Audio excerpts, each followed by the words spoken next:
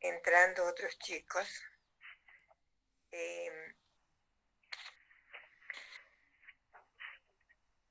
Digamos, me pidieron desde el instituto, porque dice que hay chicos, digamos, que no entienden clases, digamos, tutoriales. Con las tutoriales lo vamos a manejar de la siguiente manera. O sea, va a haber virtual para el que quiera virtual y sábado, no todos los sábados, porque yo no puedo todos los sábados, la presencial. La delegada del curso va a avisar, se van a anotar los que quieran presencial y los que quieran virtual. Digamos, no es que yo vaya a repetir las clases, porque en una hora es imposible que yo repita las clases.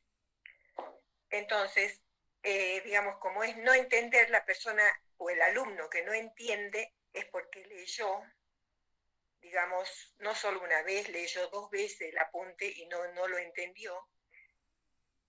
Y al leer el apunte no lo entendió. Bueno, lo que yo doy, por supuesto, como ustedes no leen nada, no me van a llegar a entender con la clase nada más. Aquel alumno que sí lee antes de la clase, bueno, sí, puede pretender a entender con la clase. Es decir, la clase yo la puedo más o menos entender, pero yo la tengo que fijar luego leyendo el apunte. Entonces, la tutorial va a consistir en que se van a anotar primero para ver la cantidad de chicos en el presencial, para ver cómo se hace, y después los que quieren virtual,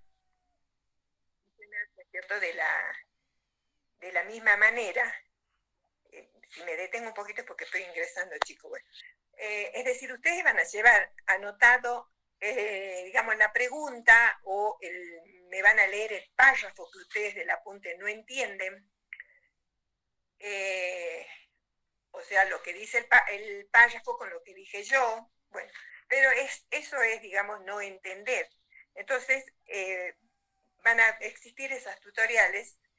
El virtual, bueno, ya lo vamos a ver, ¿no es cierto?, en qué horario. El presencial seguramente va a ser sábado a la mañana, los que quieran presencial, pero se van con la delegada, ¿no es cierto?, de cada grupo, o sea, los lunes, como hoy, digamos, comisión B, le van a pasar, ¿no es cierto?, la lista, nombre, apellido y DNI a la delegada. Entonces, de esa manera yo voy a saber cuántos alumnos, ¿no es cierto?, de cada comisión para hacer el presencial, y después, bueno, para el virtual ya lo vamos a fijar, seguramente que es igual, va a ser sábado, porque día de semana seguramente van a tener problemas, aunque yo, digamos, para mí tipo tarde-noche, no tengo problema, digamos, de dar en el día sí. Cosa que ya creo que podríamos empezar este sábado. Yo me voy a fijar en mis horarios, porque yo hay sábados que tengo guardia, entonces no van a ser todos los sábados. Entonces ya pueden ir, ¿no es cierto?, pasando la lista, porque a mí me la tienen que pasar, es decir, si me la pueden pasar mañana, porque yo la tengo que pasar al instituto. Yo el miércoles terminaría con la lista de todas las comisiones. Digamos, que son los que no entienden. Entonces esto funciona de esa manera, digamos, las tutoriales. Entonces, ustedes van a hacer las preguntas y yo les voy a aclarar el tema. Y de paso me doy cuenta si ustedes leyeron o no leyeron el apunte. Porque es fácil decir, no entiendo porque no leí nada, digamos, eso ya lo sabemos, digamos. Así que espero que esté la delegada escuchándome, porque ella tiene que pasar, digamos, la nota, porque en este momento solamente tengo 60 alumnos que han ingresado, y bueno, ustedes saben que son muchos más. Profe, ¿Sí? entonces ahora entramos los dos grupos. Los dos grupos, sí. Los dos grupos. Es decir, todos tienen que estar dispuestos a la No, siguiente. profe, porque la Sí. delegada dijo que entraba grupo 1 nada más. No, le hice un mensajito después, digamos, avisando que entrábamos. Yo ya les dije la clase pasada que había posibilidad que entremos. O sea, todos tienen que estar dispuestos con la materia, ¿no es cierto?, en este horario. O sea que todos tienen que estar con biofísica ustedes en este horario, leyendo, tratando de entender, y si lo que no entendieron, para la clase tutorial. Sí, profe, recién avisó que entraban los dos grupos. ¿Cómo? Recién avisó la delegada que entraban los dos grupos. Pero todos tienen que estar con la materia, ¿o no? Claro, pero ella anoche y ahora puso que entraba solamente el grupo 1. Y recién ahora que usted dijo, recién hizo que entre el otro grupo. Claro, bueno, está, por eso Sí, estoy ya esperando. avisé. Porque recién, o sea, yo 7 menos 1 minuto que pude agarrar el celular, le hice el mensaje. Entonces no es culpa de la delegada, es culpa de todos, porque yo la clase pasada dije, son pocos los chicos que entran en el primer grupo y son 20 chicos en el segundo grupo. Entonces yo ya avisé la clase pasada, posiblemente entremos en un solo grupo. Eso ya lo saben desde el primer día de clase, que yo dije que a medida que van pasando las clases van siendo menos los chicos. Entonces, en un momento vamos a tratar de entrar todos en un solo grupo. Entonces, eso no es culpa de nadie, simplemente de ustedes que no están, digamos, con la materia. Apenas reciben ustedes un solo link, apenas reciben, ustedes tienen que estar.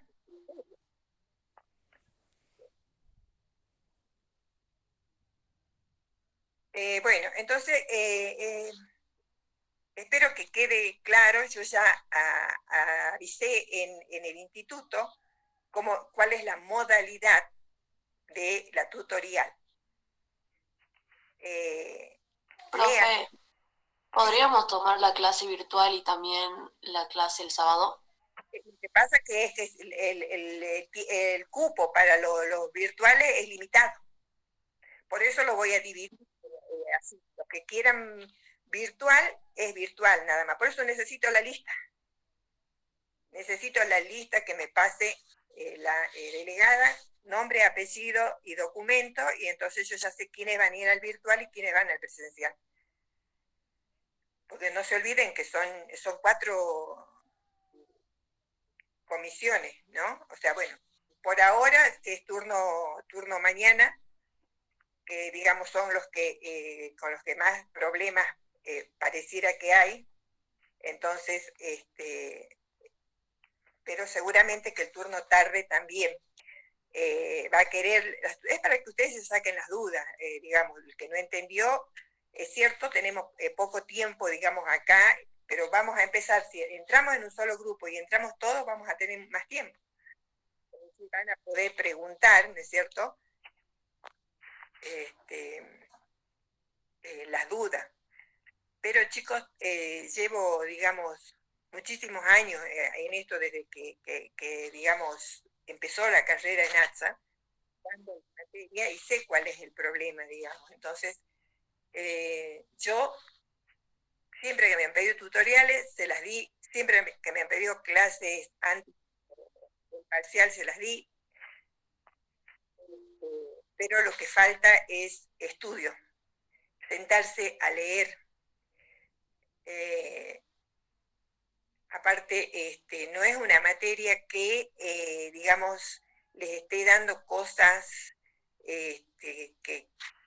que no, digamos, no se puede entender, porque todo es la teoría que me la tengo que aprender, es como cuando de chica empecé, digamos, las tablas de multiplicar, tuve que repetir un montón de veces, todas esas cosas así.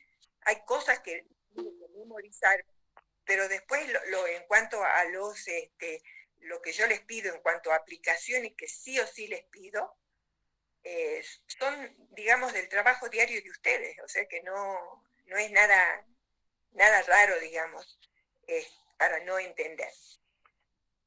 Entonces, no se olviden, avisen a todos los que estén ausentes hoy y bueno, de las clases, cómo va a funcionar. Entonces ustedes ya entre hoy y mañana hacen, o sea, le van pasando a la delegada para que ella en un solo día me pase a mí la lista. Y entonces yo ya mañana tengo otra comisión, o el miércoles tengo otra comisión, y allí ya ya tengo el número para pasar a ATSA yo el número de chicos que son porque tampoco pueden ir todos al presencial, porque son muchos. Suponiendo que todos... Profe, ¿entendí mal o era el sábado a la tarde-noche? No. La presencial es sábado a la mañana. La virtual lo vamos a fijar. O sea, yo les dije, no puedo puedo yo cualquier día de la semana, pero tarde-noche. Ah, buenísimo, profe. Ahora sí lo entendí. Para el virtual, por Profe, favor. Virtual. Sí. entonces los lunes tenemos virtual y los sábados tenemos presencial, ¿no? Para los que tengan sus dudas, anoten sus dudas y lleven. Entonces, cada uno me plantea su duda, me dice qué leyó, qué no entendió, entonces allí le saco la duda, ¿sí? Entonces, remarco, no es que yo vaya a dar en una hora, desde que empezamos a ver desde el primer día de clase. No se puede. Entonces... Profe, ¿podría pasar de que yo tome la clase virtual y me dé una duda? ¿Puedo ir el sábado a preguntarle? Obviamente ya voy a leer todo y si hay algo que no entiendo puedo preguntarle. Tenés que ir leyendo ahora. Yo quiero que ustedes se planteen que no son pocos chicos, son muchos chicos. Y no nos olvidemos que digamos que estamos volviendo con el COVID. Entonces, ya hay casos positivos. Entonces, por favor, por eso voy a dividir de esa manera. O sea, no va a ser una sola clase. De acá, los sábados que yo pueda, no nos quedan mucho porque ya está fijada la fecha del parcial, ya saben, o sea que va a ser el miércoles, ya, desde el instituto ya el horario, le van a arreglar el horario porque ustedes tienen lunes, tienen que ir el miércoles, ¿no es cierto?, a la mañana, los de la mañana van a ser a la mañana. Ya verán en este horario, tendrán la clase que tienen el miércoles. Eso, bueno, ya el instituto ya va a ver cómo hacen con el horario, cosa que yo tome en un solo día a todos. Entonces ya desde ya están avisados que en la última semana, el miércoles, que no sé, creo que es 29, es el parcial. Entonces, no obstante, vamos a tener... 29 es domingo. ¿Sería en junio? Junio, sí. Ah, muchas gracias. Mayo no. No obstante, por supuesto, si ya tenemos las tutoriales, ya, digamos, la clase que yo les había dicho que podemos tener antes del parcial, ya no la tenemos. Para eso vamos teniendo estas clases. Bueno, eso, por favor, avísense entre ustedes y veamos para las clases. Bueno,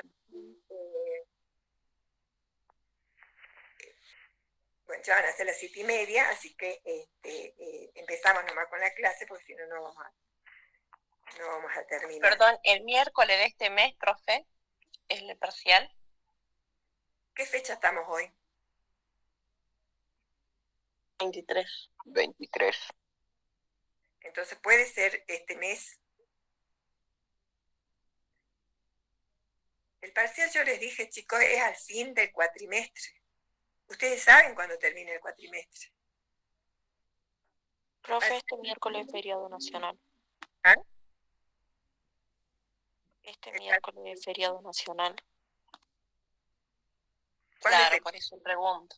¿Cuándo es feriado nacional? El miércoles, el 25 de mayo. Chicos, no puede ser el parcial ahora, mañana, pasado mañana. Usted dijo que el 29 de junio, ¿que no, profe? Junio. Ya desde la clase pasada y les dije que el parcial es a final de cuatrimestre. El cuatrimestre termina en julio. Pero tenemos que tener 2 semanas antes, digamos julio, no sé si al 15 creo que termina, 2 semanas antes, porque yo una semana tomo parcial y a la semana siguiente es recuperatorio para los que recuperan. Entonces, el parcial es en junio, todavía no, estamos recién por la mitad y eso de la materia. nos falta todavía varios temas todavía. Entonces, en junio, pero ustedes ya tienen que ir estudiando, y bueno, está bien estas tutoriales, porque así ya pues tienen dudas en sistemas materiales, tienen dudas en gases, tienen en hidrostática, ahora ya estamos viendo temperatura y calor, entonces ya van fijando los temas esos, ¿no es cierto? Ya los tienen que estudiar, porque si yo tengo dudas es porque yo estoy estudiando. Me parece muy bien. Bien. Empecemos entonces con temperatura y calor, ¿no? Es lo que nos queda con usted. Ya me perdí con el asunto de los feriados de un grupo y del otro, ya me perdí con los temas. Pero nos queda temperatura y calor, creo que vemos con ustedes, que no vimos todavía. Bueno, vemos conceptos, ¿no es cierto? O sea que primero empezamos viendo qué es lo que es temperatura y qué es lo que es calor, como para, ¿no es cierto?, hacer una diferenciación entre los dos. Decimos que la temperatura es una medida del calor o de la energía térmica de las partículas en una sustancia. O sea que es solo una cantidad relativa, ¿no es cierto?, que está señalada por un número en una escala. También, ¿no es cierto?, podemos definir como que la temperatura es la medida de la velocidad de las moléculas en una sustancia y resulta, ¿no es cierto?, proporcional al promedio de energía cinética de las moléculas de un organismo. La temperatura no mide la cantidad de calor. En cambio, el calor es la suma total de la energía cinética en todas las moléculas de un objeto. O sea que es la energía que tiene un objeto, ¿no es cierto?, debida al movimiento de sus átomos y moléculas, que están constantemente, ¿no es cierto?, vibrando, moviéndose, chocando una con otras. El calor y la temperatura, ¿no es cierto?, están relacionados entre sí, pero, como les decía, no es lo mismo, o sea, los conceptos son diferentes, como acabamos de ver. Calor, ¿no es cierto?, entonces es la energía total del movimiento molecular en una sustancia, mientras que temperatura es una medida de la energía molecular media. El calor depende de la velocidad de las partículas, depende del número de partículas, ¿no es cierto?, del tamaño. Por ejemplo, en este ejemplo ustedes van a poder hacer bien la diferenciación de lo que es calor y lo que es temperatura. Por ejemplo, si yo tengo un vaso de agua hirviendo, o sea, un recipiente pequeño, y le mido la temperatura, o sea que, si digo hirviendo, va a estar a 100 grados. Si yo tengo, en cambio de un vaso, tengo una olla, o sea, un recipiente más grande de agua hirviendo, ¿no es cierto?, la temperatura va a ser la misma. Pero la cantidad de calor no. La cantidad de calor en el recipiente más grande va a ser mayor. Entonces, por eso decimos que el calor, ¿no es cierto?, depende, ¿no es cierto?, del tamaño, del número de partículas, pues seguramente que en el recipiente más grande yo voy a tener mayor cantidad de moléculas. Si tocamos un objeto, ¿no es cierto?, nosotros estamos estimando el calor y el frío del mismo, ¿no es cierto?, ya sea si está caliente o frío. Pero eso no se puede considerar como una medida de temperatura. Para efectuar, ¿no es cierto?, la medida se utilizan propiedades del calor, como por ejemplo la dilatación. Es decir, con muy pocas excepciones, todos los cuerpos aumentan, digamos, de volumen y disminuyen, ¿no es cierto?, cuando se enfrían. La dilatación es una propiedad térmica de los cuerpos que permite, ¿no es cierto?, llegar a la noción de temperatura. Aparte, la temperatura, ¿no es cierto?, se expresa en grados y la cantidad de calor se expresa en calorías. el calor puede transferirse de un lugar a otro. Ahora, la velocidad a la que el calor se transfiere desde y hacia, ¿no es cierto?, el cuerpo del paciente varía de acuerdo con los distintos tratamientos. El calor circula de un área caliente a un área fría. Ahora, los beneficios terapéuticos del calor, ¿no es cierto?, son conocidos ya desde hace siglos. O sea, por ejemplo, los baños, ¿no es cierto?, de agua caliente, que son muy relajantes. Por ejemplo, el calentar una cierta área del cuerpo provoca, ¿no es cierto?, una aceleración en el metabolismo y produce vasodilatación e incrementa, ¿no es cierto?, el flujo sanguíneo, lo que resulta, ¿no es cierto?, benéfico para la piel dañada. Tenemos distintos métodos de transferencia del calor.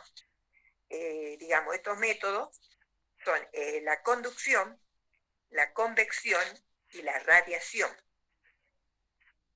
La conducción es un proceso lento por el cual, ¿no es cierto?, el calor se desplaza por medio de una sustancia como resultado de la actividad molecular. Las moléculas que se mueven más rápido chocan contra las que lo hacen más lentas y transfieren energía de las rápidas o calientes, ¿no es cierto?, a las frías. No existe un desplazamiento de la molécula de un área a otra, sino simplemente hay una transferencia, ¿no es cierto?, de energía debido al movimiento molecular. Ustedes tienen en el apunte, como para entender esto, un gráfico de esta transferencia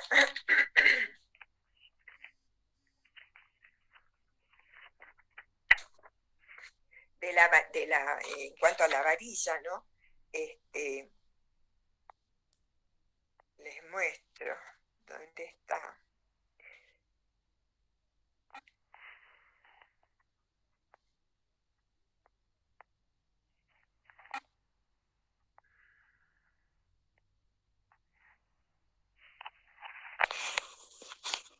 Bueno, ese es el ejemplo, el dibujo, el gráfico que ustedes tienen. Eso es una varilla de vidrio.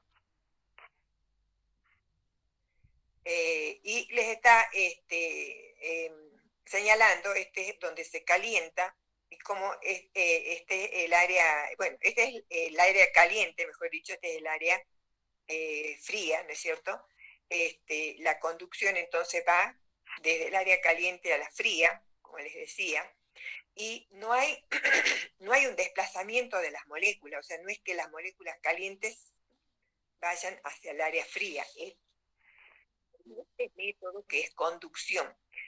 Entonces, lo que hay es, hemos dicho que hay una transferencia de una molécula a otra, o sea que en el movimiento, o sea, choca una molécula con la que está al lado y le transfiere el calor y de esa manera, ¿no es cierto?, hasta que toda la varilla, ¿no es cierto?, tome esa temperatura. Esto es conducción. Y por lo que estamos deduciendo de lo que estamos diciendo, ¿no es cierto?, se da, ¿no es cierto?, en los cuerpos sólidos. O sea que en los cuerpos sólidos tenemos que la transmisión se lleva a cabo o la transferencia de calor se lleva a cabo, ¿no es cierto?, por conducción. Los buenos conductores del calor, vamos a salir porque hay algunos que quieren ingresar.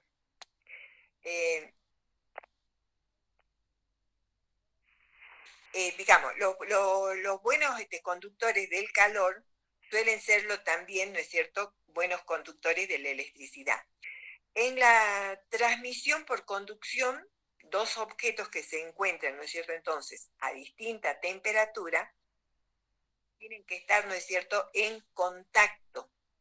El calor pasa del cuerpo caliente al frío y el calor total, ¿no es cierto?, transferido, depende del área de contacto, depende, ¿no es cierto?, del tiempo de contacto de la diferencia de temperatura y de la conductividad térmica de los materiales.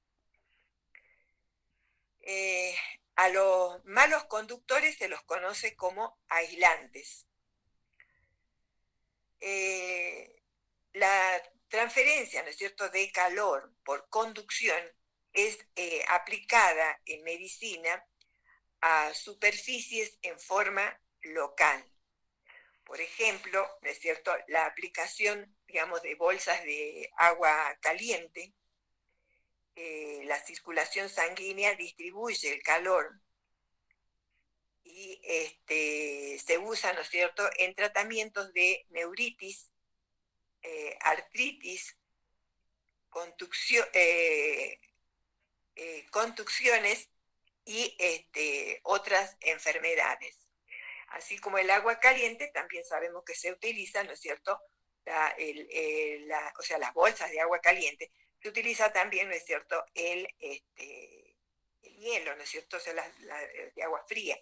Entonces eso sería como, y que por supuesto se sigue utilizando, o los paños, las mamás, por ejemplo, cuando lo notamos con alguna fiebre a los niños, lo primero que hacemos son los pañitos, ¿no es cierto?, de agua fría o tibia, o bien, bueno, los baños también, ¿no? Esto es conducción. Entonces, es importante, entonces, cómo se realiza esta transferencia de calor, digamos, en qué se da, ¿no es cierto?, digamos, en los cuerpos sólidos, porque tiene que haber contacto, y sobre todo la aplicación. El otro método de transferencia de calor tenemos que es la convección. En líquidos y gases, la convección, digamos, es la forma más eficiente, ¿no es cierto?, de transferir calor. La convección tiene lugar cuando áreas de fluido caliente ascienden hacia las regiones de fluido frío. El fluido frío desciende tomando el lugar del fluido caliente que ascendió. Este ciclo da lugar, ¿no es cierto?, a una continua circulación en que el calor se transfiere a las regiones frías. Por ejemplo, el sistema, ¿no es cierto?, de calefacción por aire caliente aumenta la temperatura del ambiente por convección en ciertos, digamos, también en ciertos medios de hidroterapéuticos se usa la convección, así como, digamos, la conducción. Por ejemplo, en los baños sedantes, propicio para, digamos, algunos pacientes con alteraciones mentales, el calor se transfiere primero, ¿no es cierto?, por conducción, o sea que entre el agua y el paciente es conducción, pero la temperatura del agua se mantiene, digamos, a una temperatura, digamos, por el flujo, o sea, por convección. Ustedes tienen también en el apunte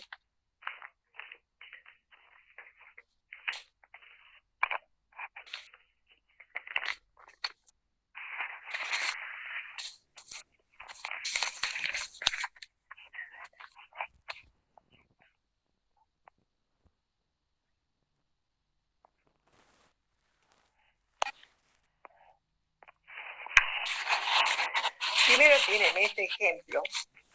Bueno, pero todo esto lo que les estoy dando son para entender los conceptos. Todo tienen en una de las bibliografías del apunte. Para entender, digamos, que no son los ejemplos, digamos, que ustedes tienen que dar de aplicación cuando yo se los pida en el parcial. Por ejemplo, esto es para entender lo que es la convección. Este es un recipiente en el fuego, en una hornalla, ¿no es cierto? Es lo diario de la pava que ponemos a hervir para hacernos el desayuno. Entonces el calor, ¿no es cierto?, empieza a calentar primero lo que está próximo. Entonces ustedes saben que sube, ¿no es cierto? Las moléculas calientes suben y las frías bajan. Entonces este es el circular hasta que todo toma la misma temperatura y luego, por supuesto, entra a ebullición, que es lo máximo, ¿no es cierto? 100 grados que alcanza el agua. Y el ejemplo de aplicación que sería, que es la calefacción. ¿Por qué es de aplicación la calefacción? Porque en donde hay en los hospitales o siempre en esta época, sobre todo de frío, seguramente, ¿no es cierto?, hay alguna estufa. Entonces, es un sistema de calefacción, como les dice ahí, por aire caliente. Entonces, el aire caliente, ¿no es cierto?, sube y las de más frío, o sea, va reemplazando de esta manera hasta que todo alcanza la temperatura que queremos.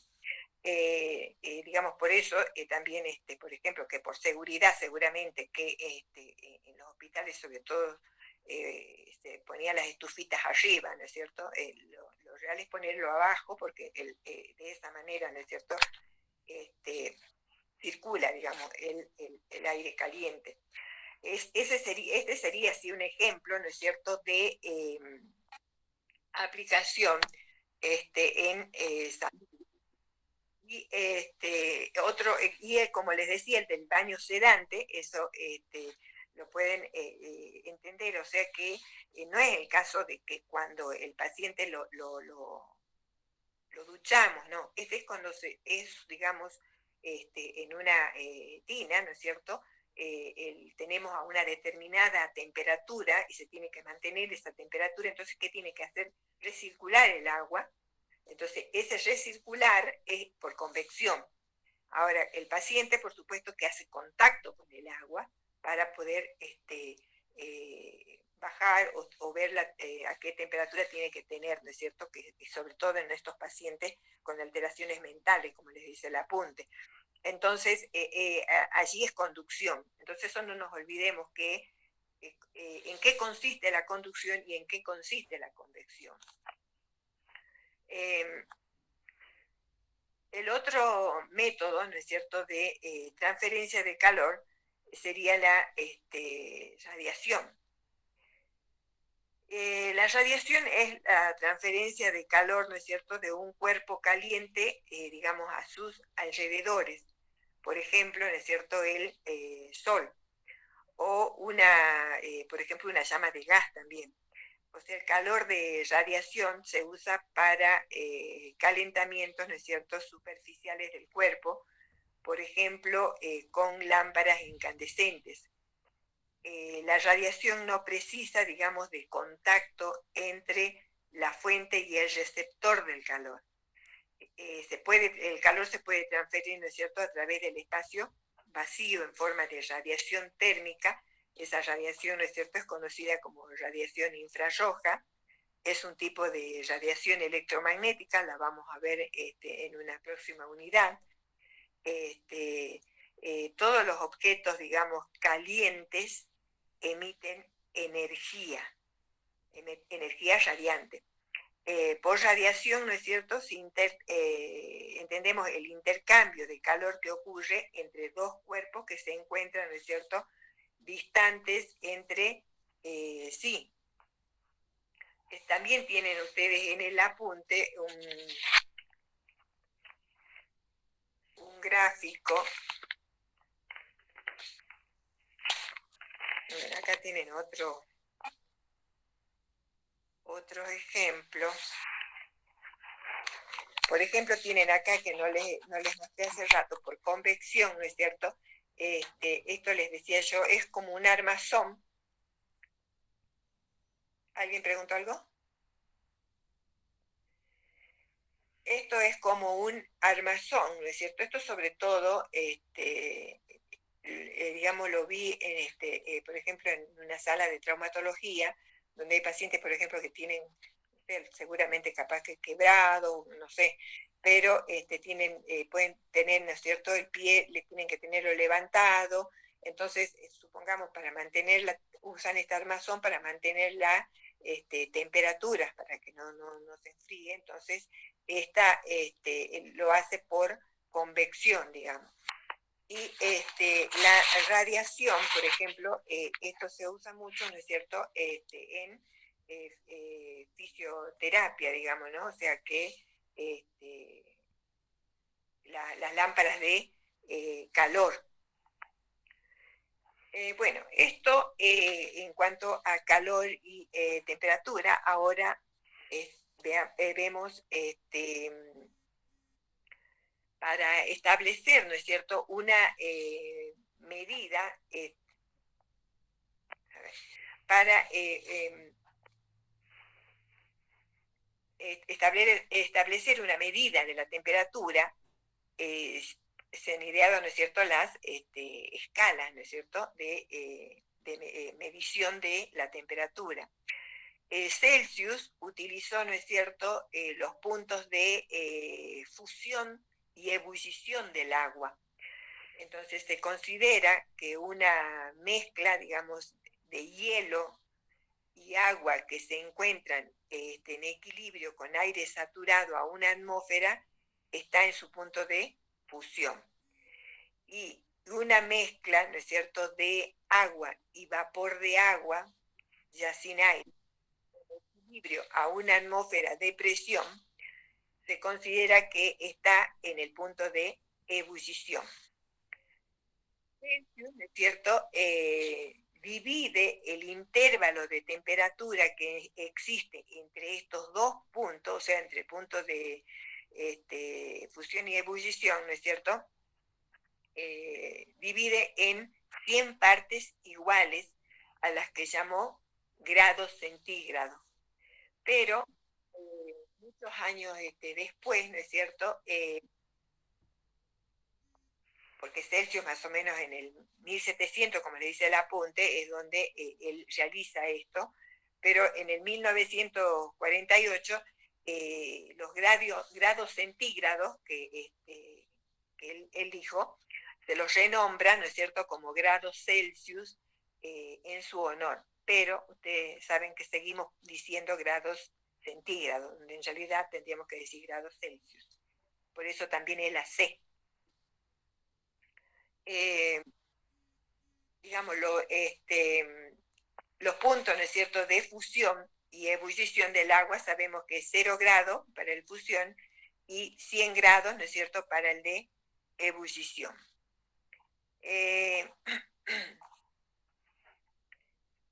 Fahrenheit, digamos, toma divisiones, que es otra de las escalas, ¿no es cierto?, toma divisiones entre los puntos de congelación y evaporación de disoluciones de cloruro amónico. Digamos, esta escala es usada en los países anglosajones. También tenemos la otra escala, enseguida vamos a ver la Kelvin. O sea, tenemos varias escalas. Ustedes en los apuntes, o sea, en la guía, como les digo desde un principio, o sea, no tenemos una sola bibliografía, tenemos dos bibliografías generalmente, o sea, los temas están sacados de dos bibliografías y están en la fotocopia. Este tema por ahí es mucho para leer, pero yo les aconsejo que lean por primera vez ahora, vayan leyendo todo y vayan remarcando, ¿no es cierto?, lo que les voy dando, porque, por ejemplo, no vamos a ver lo que es termodinámica, las leyes de la termodinámica, que son importantes, pero no tenemos tiempo y eso lo pueden ir salteando. Entonces por primera vez uno tiene que ir leyendo más o menos todo, pero va remarcando cosas que cuando lo vuelvan a leer o al repaso ya no tengan que leer todo de nuevo, simplemente los temas que yo voy dando. En cuanto a termómetro, ustedes tienen en el apunte, tienen, digamos, varias escalas que se usan, pero hay varias que son industriales y incluso una que les voy a nombrar, que es la Kelvin, ¿no es cierto?, que también es más industrial. Entonces, están ahí como a título informativo y porque no las podía cortar, digamos, para sacar fotocopia. En cuanto, bueno, el instrumento usado para medir las temperaturas, ¿no es cierto?, es el termómetro. Y se basa, ¿no es cierto?, en el principio físico de que la mayoría de las sustancias se dilatan con el calor, o sea, con el principio físico de la dilatación. El tipo más común de termómetro contiene un líquido, ¿no es cierto?, dentro de una ampolla de vidrio unida a un tubo capilar delgado en el cual se desplaza el líquido cuando se dilata. Los líquidos comúnmente usados, ¿no es cierto?, son el mercurio y el alcohol coloreado. El mercurio conduce, ¿no es cierto?, el calor rápidamente, sería una de las ventajas del mercurio. Presenta un punto de dilatación relativamente grande por cada unidad de elevación de la temperatura. Es un termómetro de máxima, destinado, ¿no es cierto?, a medir temperaturas comprendidas entre 35 y 42 grados. O sea, este es el termómetro, digamos, que llamamos clínico.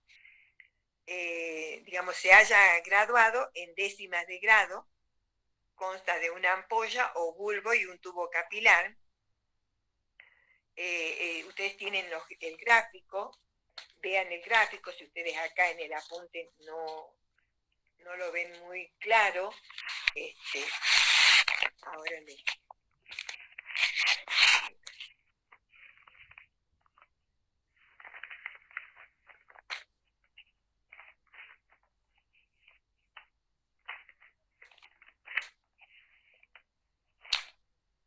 Ahora, ¿dónde está acá?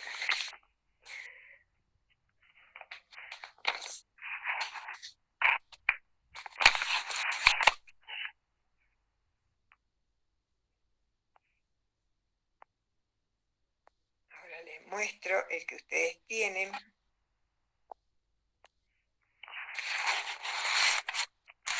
Bueno, digamos,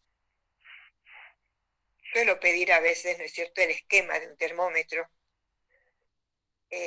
sobre todo porque con el esquema yo sé que hacemos la diferenciación entre un termómetro clínico y un termómetro común. O sea, un termómetro común es aquel que mide, ¿no es cierto?, la temperatura del ambiente, o el que se utiliza para medir la temperatura de una estufa o la temperatura de un baño de agua.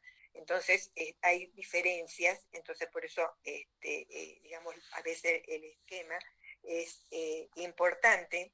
Entonces el termómetro, digamos, clínico, entonces decimos que tiene temperaturas entre 35 y 42 grados centígrados. En cambio, por ejemplo, si yo tengo un termómetro para medir un baño de agua, va a ser de 0, bueno, a 100 grados, ¿no es cierto? No me hace falta más. O sea, la escala va a depender de lo que yo quiera, digamos, de lo que yo quiera medir la temperatura, tomar la temperatura.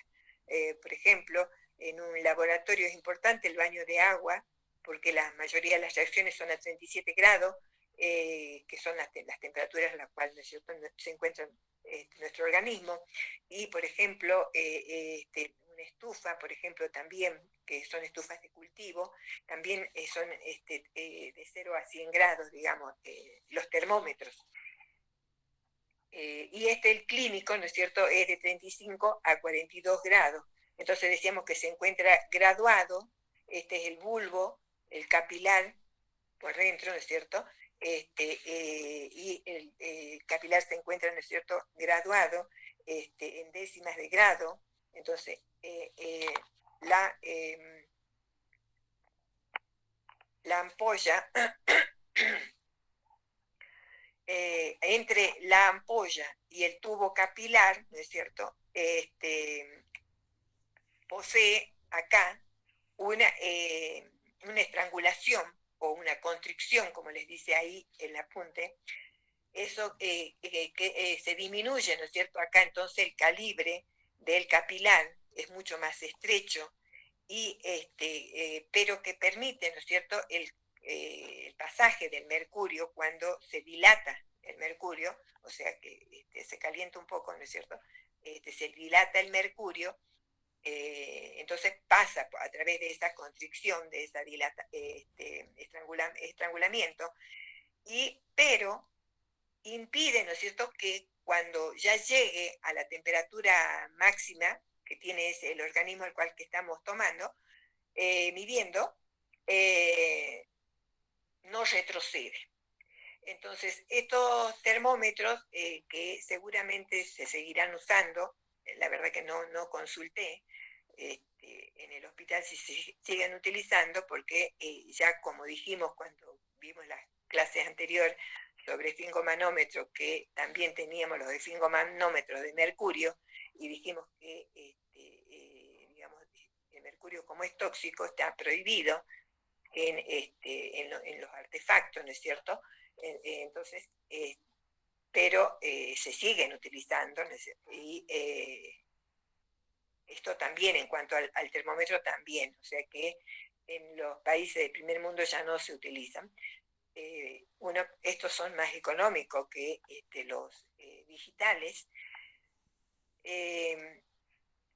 pero bueno, seguramente que se siguen utilizando.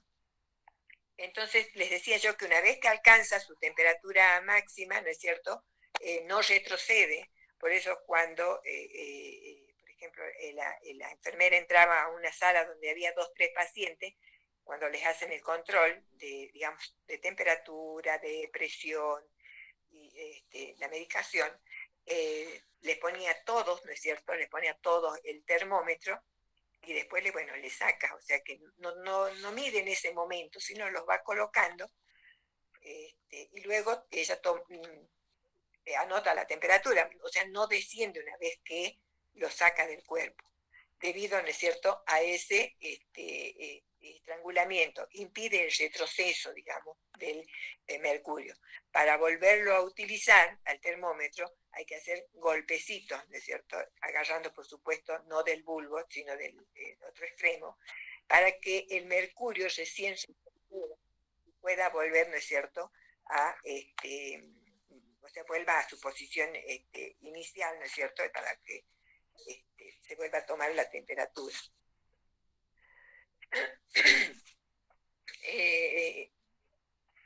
Digamos, ¿cuál es? Siempre pedía yo la diferencia que hay entre un termómetro clínico, ¿no es cierto?, y el termómetro común. Si ustedes tienen un baño con agua, por ejemplo, un baño o en la pava o en la olla, lo que sea, miren la temperatura. Si ustedes sacan el termómetro de ese baño, el termómetro vuelve, la temperatura baja, o sea, si está más baja la del exterior, ¿no es cierto?, por supuesto va a tender y baja rápidamente. ¿Por qué? Porque el termómetro común no tiene esa constricción, ese estrangulamiento ahí. Entonces, tiene que, yo tengo que medir su temperatura, ¿no es cierto?, cuando está en el baño, digamos, cuando está en el baño.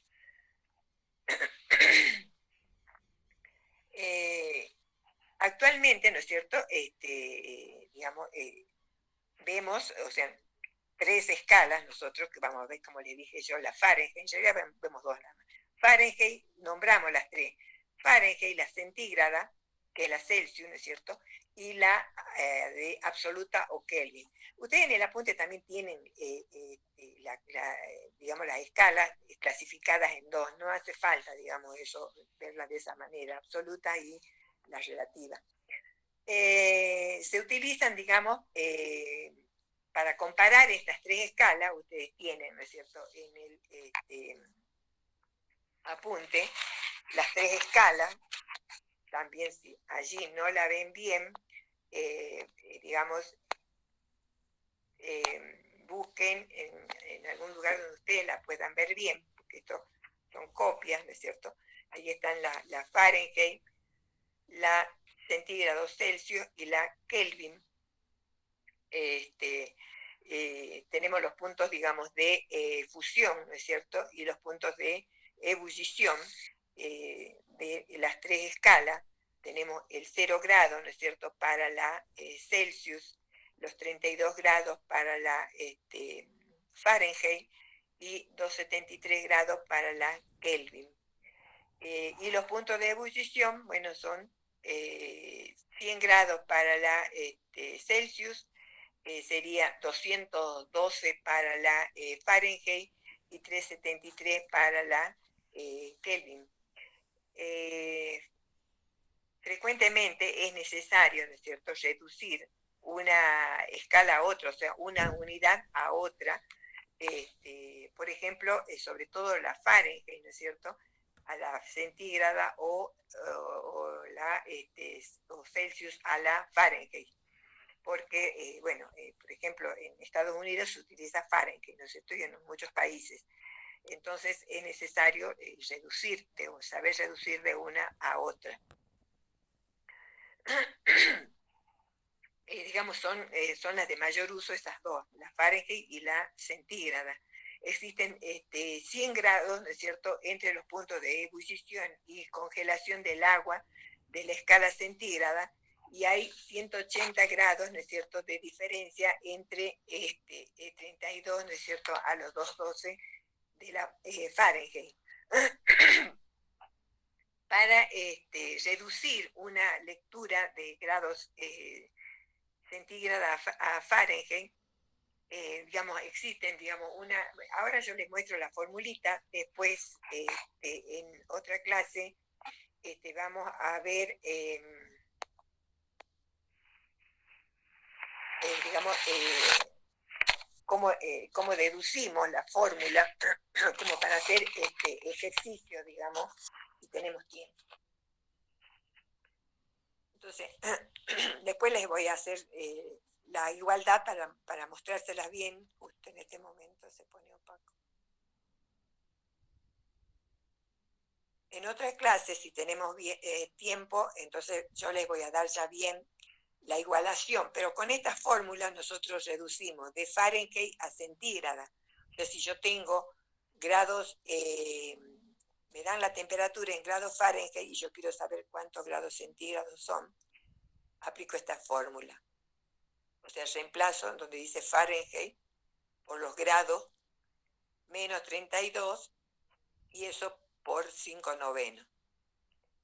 Y si yo quiero saber en Fahrenheit, ¿no es cierto? O sea, me dan en centígrados y quiero saber en Fahrenheit, tengo que aplicar esta otra relación, que es 32 más resolver esto, los grados centígrados, ¿no es cierto?, por 9/5.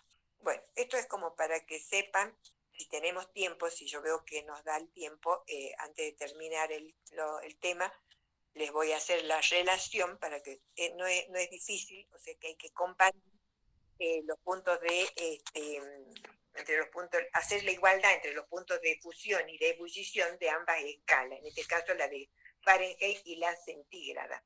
Y de esa manera, ¿no es cierto?, vamos a obtener estas fórmulas para hacer el reemplazo.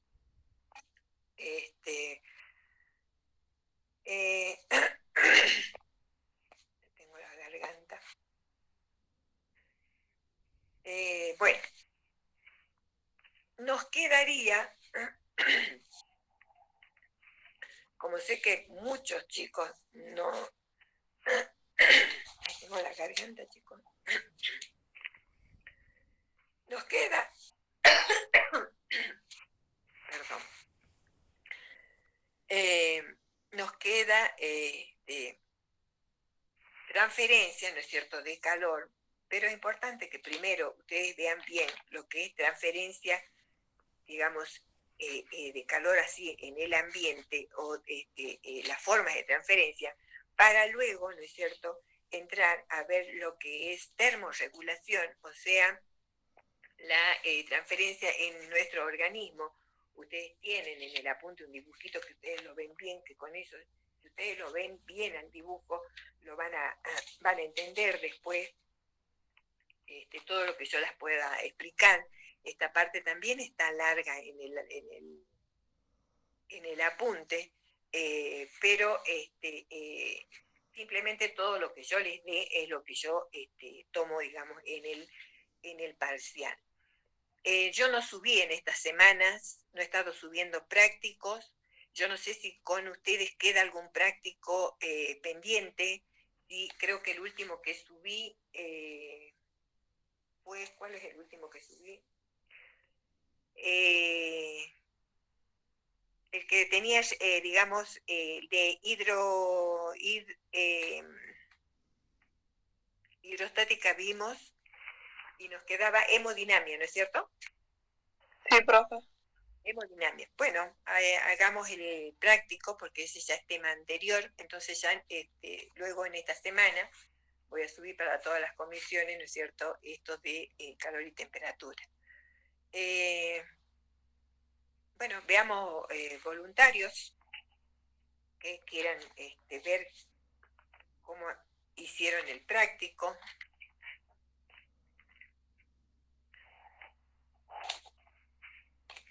A ver,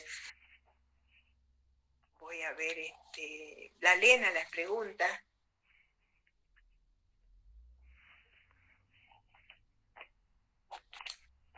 ¿No hay ningún voluntario? Bueno, yo, profe. A ver, ¿Ariana? Sí, ¿Tu apellido? Javier. ¿Fabián? Javier. ¿Javier? Sí. Bien. A ver, la primera que decía la pregunta. ¿Qué expresa la siguiente fórmula de velocidad de flujo? Velocidad igual a F sobre A. ¿Qué importancia tiene fisiológica? No, ¿qué importancia fisiológica tiene? La fórmula de velocidad de flujo expresa la área de sección transversal. Vuelvo a leer, profesor. Tengo algo en contra. La fórmula de velocidad de flujo, donde B minúscula es la velocidad del flujo, F es el flujo y A es área de la sección transversal, expresa que en cuanto mayor sea el diámetro de la sección transversal, menor será la velocidad. La aplicación es en el aparato cardiovascular. El área total aorta se incrementa hacia las arterias, arteriolas y capilares, y la velocidad del flujo disminuye, siendo mínimo en el nivel de los capilares. Pero te pregunto la importancia fisiológica.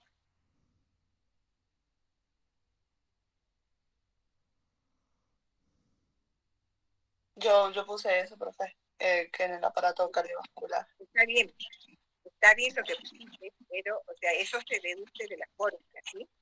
Sí. Está deducido de la fórmula, eso me dice la fórmula.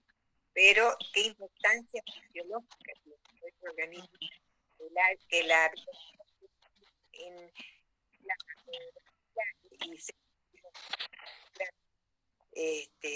esa es la pregunta, digamos. A eso, eso es lo que tienen que responder. A ver, ¿quién respondió eso? A ver. Está bien lo otro, digamos, ¿no? O sea que eso tienen que tener claro en cuanto a la fórmula. Esa fórmula generalmente se la confunden, ¿no es cierto? En el parcial o en los exámenes se la confunden con, digamos, con la parte de hidrostática. Entonces, es importante eso, que sepan que yo les digo, velocidad de flujo, estoy en otro tema, entonces, pero está bien, digamos, contestar esa parte. ¿Qué significa F y qué significa, o sea, cada uno de esos parámetros? Pero ahora que la importancia fisiológica que tiene eso. A ver, ¿nadie contestó? ¿Nadie entendió qué quise preguntar ahí? O sea, está en el apunte, dice su importancia fisiológica, sobre todo cuando compara, ¿no es cierto? Cuando compara con viscosidad también. O sea que nosotros vimos velocidad, primero comparamos velocidad con área de sección transversal, pero luego vimos viscosidad y comparamos los tres parámetros. Entonces, allí está la importancia fisiológica, lo que les pregunto. ¿Nadie contestó eso? o nadie hizo. Porque este es el momento, más tutoriales que ustedes se callan y no tienen, no han hecho y no han leído, no les va a servir el tutorial, para nada. Bueno, la importancia fisiológica, que yo les había dicho que es la aorta, ¿no es cierto? El propósito es de que haya traslado rápido, ¿no es cierto? Se traslade el flujo hacia su, digamos, propósito final, que es el intercambio gaseoso en los capilares. Entonces, como allí en los capilares donde se produce el intercambio gaseoso, es necesario, ¿no es cierto?, que sea lento, digamos, el flujo, cosa que haya contacto, ¿no es cierto?, de los glóbulos rojos, que son los que llevan, ¿no es cierto?, el oxígeno, y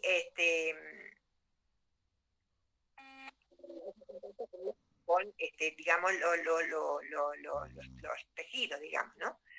Ese es el propósito fisiológico de que sea rápido, y porque en los vasos grandes rápido y en los vasos pequeños, ¿no es cierto?, sea lento, digamos. Por supuesto que esto tenemos que adicionar luego viscosidad también, ¿no? Bueno, a ver la otra pregunta. O sea, si no lo entienden, en el momento de decir que no se entiende de esto. A ver, la segunda.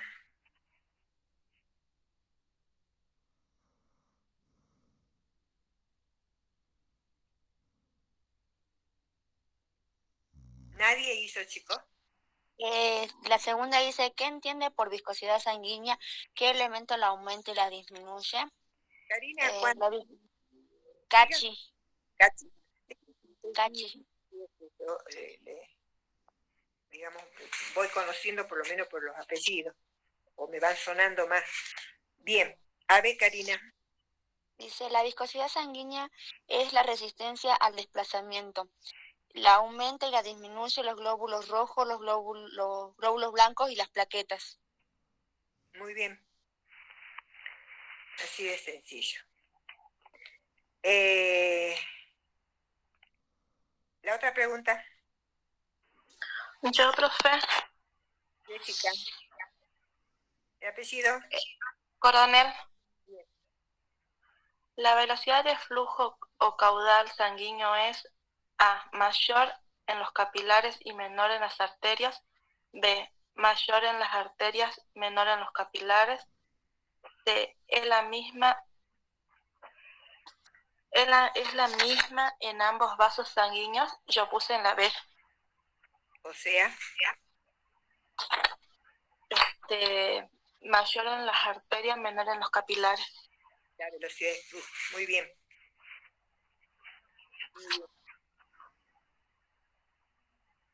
A ver. Por supuesto. A ver, hagamos la otra, creo que no sé cuántas son, 4, 5. 5 son, profe. A ver la cuarta entonces.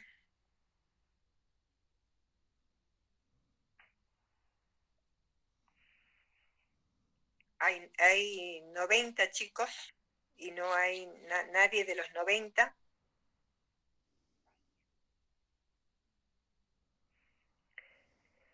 Es que si ustedes no leen para contestar las preguntas, no van a entender, chicos.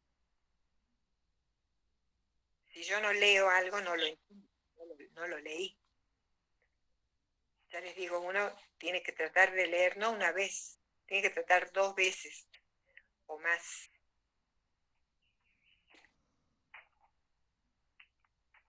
A ver, ¿quién más? Y si no pregunto, ¿no? Empiezo a preguntar.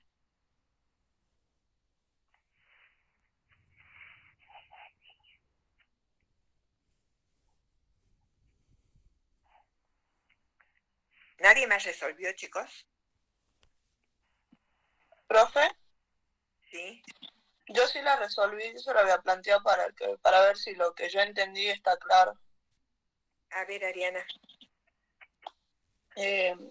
Relación de velocidad de circulación y viscosidad de la sangre en un tubo grande, aorta y en los capilares. La velocidad de la circulación de la sangre en el área total de la sección transversal se incrementa desde la aorta hacia las arterias, arteriolas y capilares, y la velocidad del flujo disminuye a nivel de los capilares. Y lo contrario ocurre, bien, la viscosidad de la sangre en la aorta, la velocidad es máxima y la viscosidad es menor. Lo contrario ocurre en los capilares, el área de sección transversal de los capilares es máxima y la velocidad será mínima. Ajá. ¿Y la viscosidad en los capilares? En los capilares es máxima. Bien.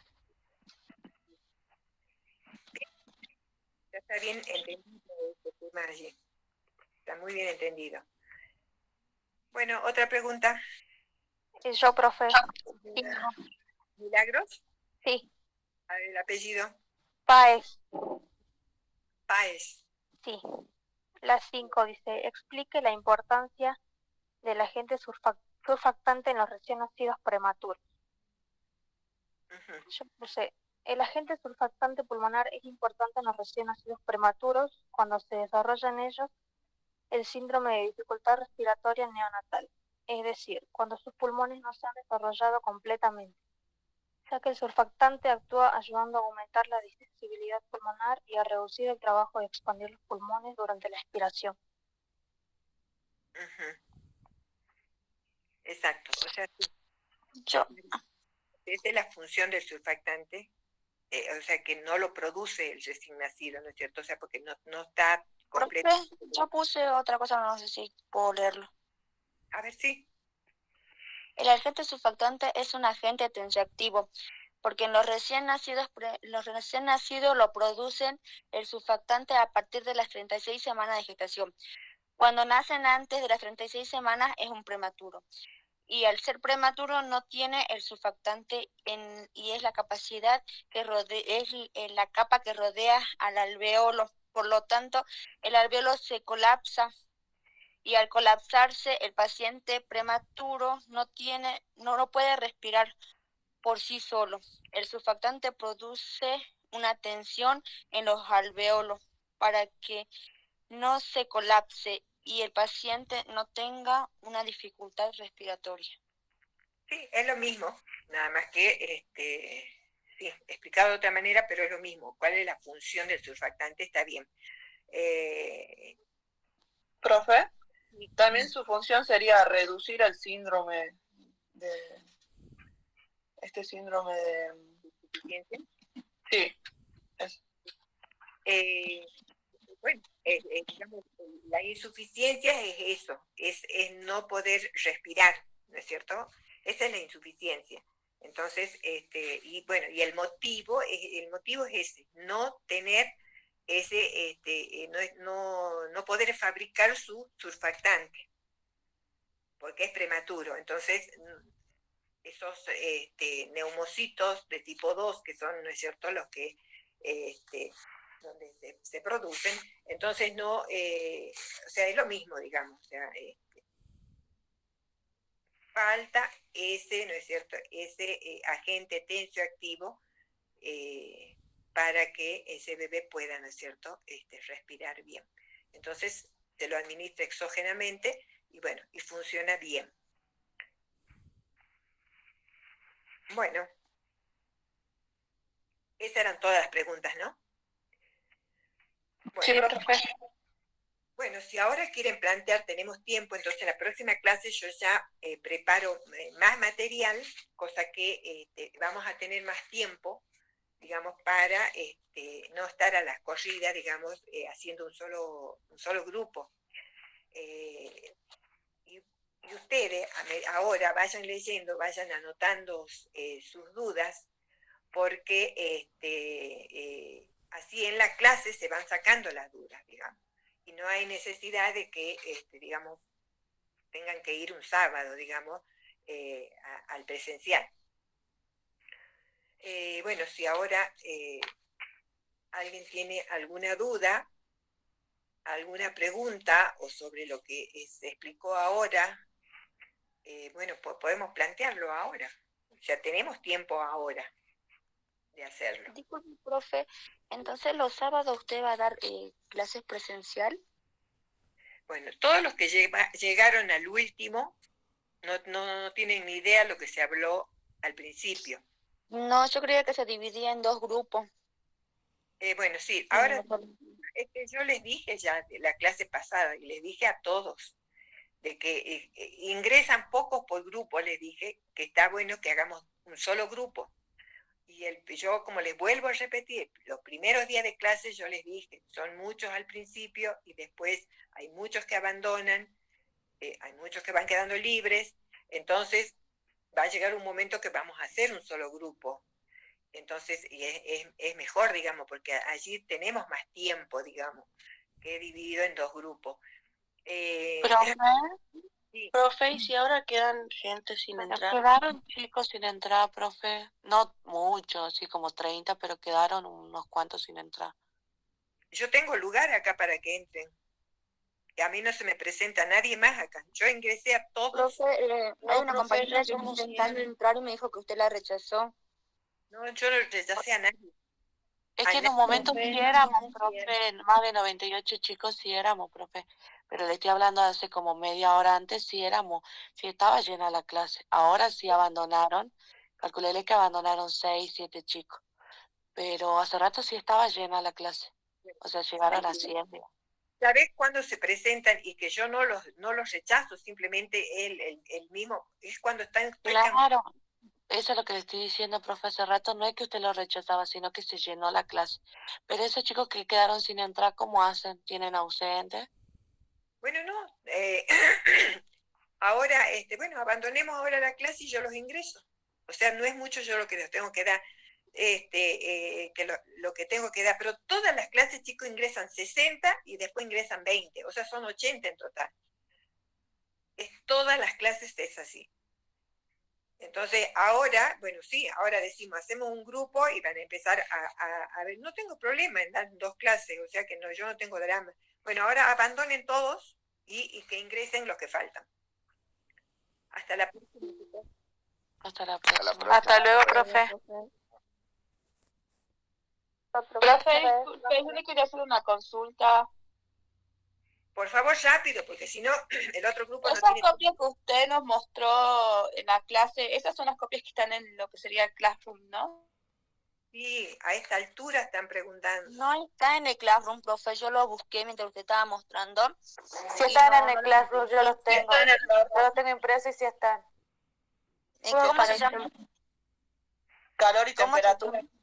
Está En calor y toda- temperatura no me sale. por favor, está toda la materia. Aquel que dice que no es porque tiene mal su Classroom, no sé, o ingresa mal, o lo que fue, pero está. No me hagan enojar diciéndome que no es.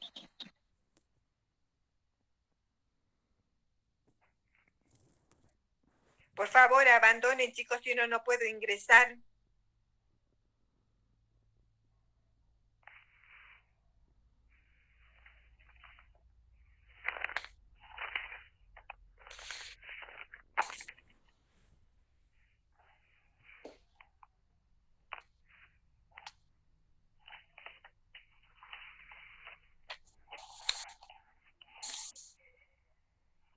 Abandonen, chicos, ingresa el resto.